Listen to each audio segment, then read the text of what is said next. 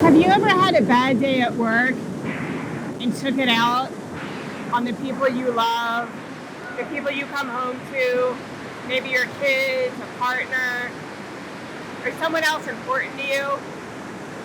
Your anger and your rage is just like this water that's coming out of this canyon right now. It's a really tight canyon, and you know what happens is when the canyon gets really tight, there's not much water or room for this water to come down. And what happens, and you can hear it behind me right now, the force of this water is really loud.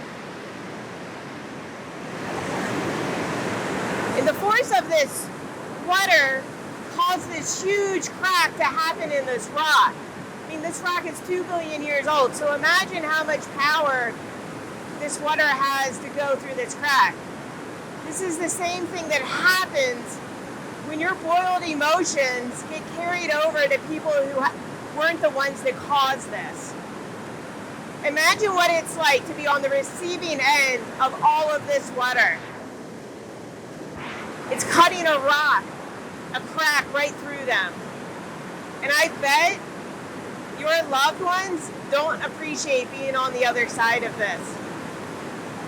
I've seen kids have major issues growing up as children because their fathers took out their rage on them as they grew up. I want you to take a moment and think about the last time you got angry. Did you take it out on someone else who was not responsible for this anger? What are some other practices you could do when you have something that doesn't go right? Because it's not appropriate to take out the anger and rage on somebody else. That's called projecting your fear. And no one else is responsible for that but you. So don't cause a crack in somebody else's heart when it's your anger, not theirs.